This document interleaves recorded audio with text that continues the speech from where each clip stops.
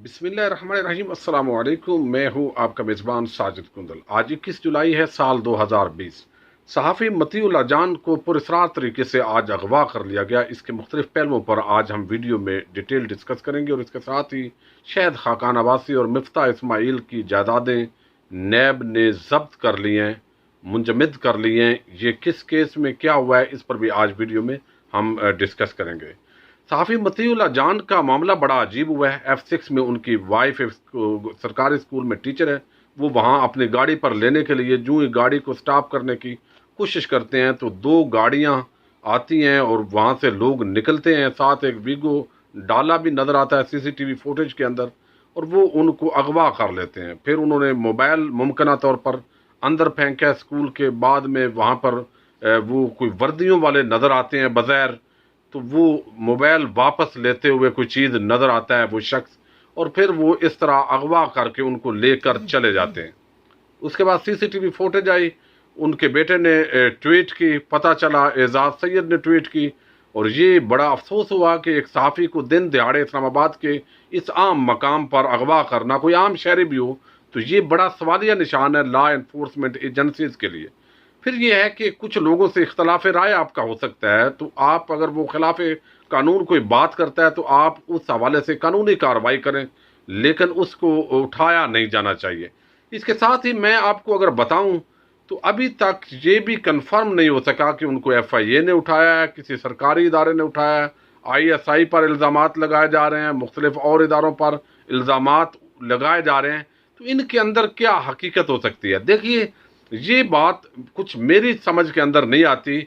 अगर तो पाकिस्तान के किसी लॉ इन्फोर्समेंट एजेंसी ने उन्हें उठाया तो उनको अपनी गिरफ्तारी कानून के मुताबिक शो करनी चाहिए, बताना चाहिए, ताकि उन पर अगर कोई मुकदमा है तो ज़रूर कार्रवाई करें अकॉर्डिंग टू लॉ। लेकिन इस तरह उठाना और इस तरीके से माहौल बनाना, मेरा ख्याल है ये अच्छा नहीं है। हाँ, मुझे भी अगर कोई किसी लॉ इन्फोर्समेंट एजेंसी के वर्दी पहनकर अगर ऐसा एक्ट कर सकता है तो बहुत सारी चीज़ें इसके अंदर सोची जा सकती हैं। हमने देखा मुख्तलिफ सियासी जमातें, मुख्तलिफ सहाफ़ी, बहुत सारे लोग यकतरफा तौर पर इस वाक़े के बाद अपनी मुल्क की ISI और फौज और मुख्तलिफ इदारों के खिलाफ जो है वो ट्वीट करना शुरू हो गए हैं। बहुत सारा एक माहौल साजी करने की कोशिश की जा रही है। मैं कहता हूँ जब तस्लीम हो जाएगा, अगर ऐसा किया है मैं उसकी मजम्मत करता हूँ। सहाफ़ी नहीं, किसी आम बंदे को भी इस तरह उठाने की इस मुल्क के अंदर कानून और आइन के मुताबिक इजाज़त नहीं है। फिर एक ऐसा शख्स जिस पर अदालत ने सो मोटो एक्शन लिया हुआ है, सुप्रीम कोर्ट ऑफ पाकिस्तान में कल उसकी हेयरिंग है, उसके अंदर उसने जवाब देना है और खुद वो रोज सुप्रीम कोर्ट ऑफ पाकिस्तान में रिपोर्टिंग करता है। एक प्रोफेशनल आदमी है, उसके नुक्ता नज़र से इख्तलाफ हो सकता है, उसकी बात से इख्तलाफ हो सकता है। मैं समझता हूँ कि अगर रियासती इदारे किसी ने उठाया है तो ये ज्यादती है। लेकिन इस वक्त तक तमाम सियासी जमातें, तमाम जो सहाफ़ी हजरात हैं, अक्सरियत तकरीबन मोर देन 99%, और जो लोग ट्विटर पर इस हवाले से ट्वीट कर रहे हैं, उनका कहना यह है बगैर सबूत के कि रियासती इदारों ने उठाया है। हालांकि कई दफ़ा इस मुल्क के अंदर ऐसे अनहोने वाक़यात हुए हैं कि लोग कई दफ़ा वर्दी रियासती इदारों की पहन कर वारदातें करते रहते हैं। मैं कहता हूँ फिर भी इस्लामाबाद के इस पोश एरिया के अंदर इस तरह के वाक़े होने की मजम्मत करनी चाहिए। फिर भी लॉ इन्फोर्समेंट एजेंसीज की ये नाकामी है। फिर सेफ कैमराज लगे हुए हैं, एजेंसीज तमाम जो मुतलका इदारे हैं इस हवाले से वो कोशिशें कर रहे होंगे, लेकिन पूरा एक माहौल के तहत अपने इदारों के खिलाफ चढ़ दौड़ना, मैं इसको इंसाफ नहीं समझता। उसकी वजह यह है कि उनको, मैं सोच रहा हूं कि अगवा करने का फायदा किसको हो सकता है। जब कल एक शख्स ने सुप्रीम कोर्ट ऑफ पाकिस्तान के अंदर पेश होना है तो इस मुल्क के इदारे जिनको पता है कि वहां CCTV कैमरे हो सकते हैं, उन्होंने कोई मास्क नहीं पहने, कोई चेहरों को छुपाया नहीं है, और फिर वो इस तरह उठा के इतनी अनहोनी बात मेरी कुछ समझ में नहीं आ रही। ये तस्वीर के दूसरे रुख पर भी हमें सोचना चाहिए, सिर्फ एक तरफ अंधे होकर नहीं चलना चाहिए। दूसरा ये कि उसको उठाने का एक शख्स जिसका बयानिया अमूमन एंटी एस्टेब्लिशमेंट होता है और वो इस तरह की बात करता रहता है, और वो इस तरह कई लोग बात करते हैं, उस शख्स को इस तरह उठाना, इसका बेनिफिशियरी कौन हो सकता है? मुझे तो नहीं लगता कि इस मुल्क की एजेंसीज को इसका कोई फायदा होगा। ISI या कोई एजेंसी इसको उठाएगी जब पता है कि उस शख्स का बयानिया इस तरह का है, اس کے بعد انہیں یہ بھی پتہ ہے کہ سب سے پہلے ہمیں گالیاں نکالی جائیں گی اور لوگ ہمارے خلاف نکلیں گے، ایک ماحول ہوگا.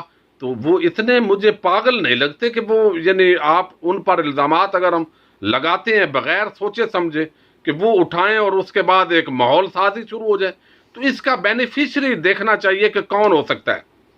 کیونکہ یہاں پر وردیوں کے اندر بظاہر کئی واقعات ایسے ہوئے کہ لوگ سمجھیں یہ پولیس کے ہے، فوج کی وردیاں بھی یہاں پر استعمال کی گئی ہیں.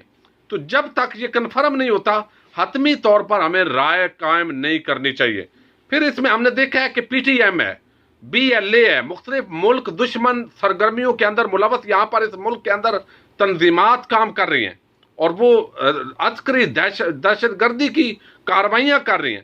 تو وہ ان لوگوں کا اس کے اندر سب سے زیادہ بینیفٹ ہو سکتا ہے، راہ کا ہو سکتا ہے. مختلف بین الاقوامی جو ہماری افواج پاکستان اور اداروں کی ریاست پاکستان کی دشمن ایجنسیز ہیں، اس کے بینیفیشری تو اس طرح کے لوگوں کے اٹھانے کے وہ ہو سکتے ہیں.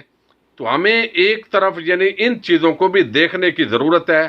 اگر ریاستی اداروں نے اٹھایا ہے تو یہ زیادتی ہے. میں پھر کہہ رہا ہوں، ان کو اکارڈنگ ٹو لا اگر کوئی کیس ہے تو رجسٹر کرنا چاہیے، بتانا چاہیے. حکومت کو کوشش کرنی چاہیے کہ اس طرح کے کسی صحافی کو اٹھانا یہ ایک صحافتی اقدار اور ہیومن رائٹس کی وائولیشن ہے. لیکن ایز اے عوام جب ریاستی ادارے کنفرم نہیں کر رہے اور ہمارے پاس کوئی اس طرح کا ثبوت بھی نہ ہو تو ہمیں اپنی زبان کو بہت محتاط رکھنا ہے. کیونکہ اس طرح کے موقع پر ملک دشمن لوگ فائدہ اٹھانے کی کوشش کرتے ہیں اور اس حوالے سے بہت سارے ایسے واقعات پاکستان میں ہو چکے ہیں. لہذا ہمارے صحافی حضرات، سیاسی جماعتوں کے کارکنان اور مختلف لوگوں کو آپ کو اسٹیبلشمنٹ سے اس ملک کی ایجنسیز کے ساتھ کئی گلے شکوے ہوں گے، لیکن کنفرم ہونے سے پہلے اس طرح کی بات جب تک باضابطہ اناؤنسمنٹ نہیں ہوتی، بتایا نہیں جاتا یا ہمارے پاس کوئی ثبوت نہیں آتا، میں سمجھتا ہوں کرنا اپنے اداروں کے خلاف ماحول سازی یہ مناسب نہیں ہے. اب میں آپ کو بتاتا ہوں کہ جس طرح کا معاملہ ہے، آپ کو علم ہے کہ شاہد خاقان عباسی پر نیب نے مقدمہ کیا ایل این جی کا. ایل این جی کے دور کے اندر یہ وزیر پیٹرولیم تھے اور وزیر خزانہ تھے مفتاح اسماعیل صاحب.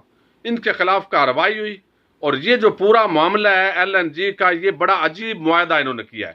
اس معاہدے کو پہلے تو سمجھے کہ یہ جو گیس قطر سے لے جانے کا ہم نے معاہدہ کیا ہے اور پورا مسلم لیگ نون نے جو بھی اس طرح کے آئی پی پیز یا دیگر کے بھی معاہدے کیے ہیں اس میں پتہ نہیں کمیشن کتنی کھائی ہے، وائٹ کالر کرائم ہے، پکڑا نہیں جاتا، نیب کے تماشے ہیں، ادارے مفلوج ہیں اور سب چور ڈاکو اس ملک کو لوٹ کر آزادی سے گھوم رہے ہیں اور دوبارہ اقتدار میں آنے کے پر تول رہے ہیں.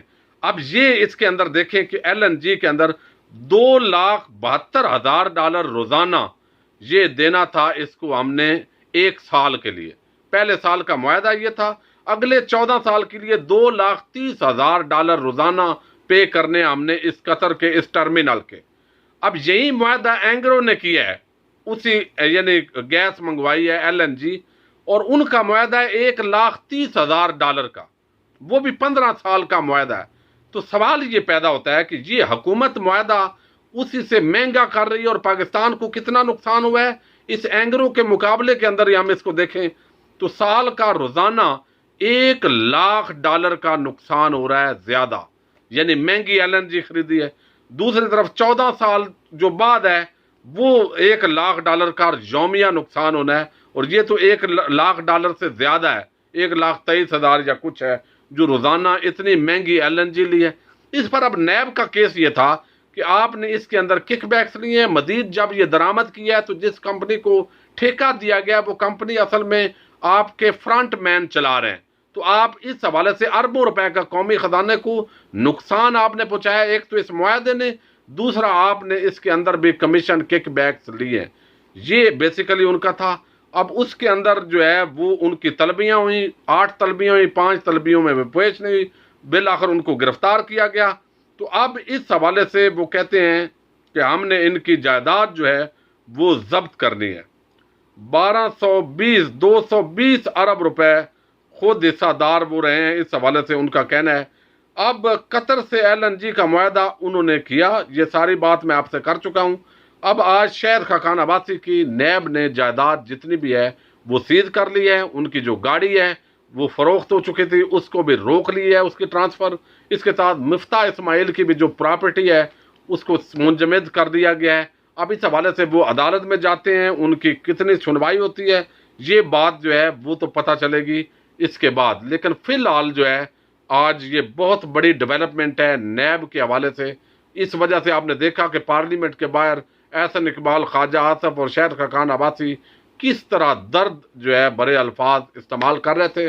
اور میں نے آپ کو سپریم کورٹ آف پاکستان کا گزشتہ روز ایک فیصلہ بتایا، جس فیصلے کے اندر جج صاحب نے فیصلے سے زیادہ وعظ اور نصیحت کی ہے اور ایک نظام کی بے بسی کا اعلان کیا ہے، اور چور اور ڈاکو جو ہیں ان کی آگے جو کیس ہے اس پر میں سمجھتا ہوں اس فیصلے نے نظر انداز ہونے کا، یعنی اثر انداز ہونے کا جو ہے وہ کردار ادا کیا ہے۔ اپنے میزبان ساجد گندل کو نیکسٹ ویڈیو تک کے لیے اجازت دیجیے۔ اللہ حافظ۔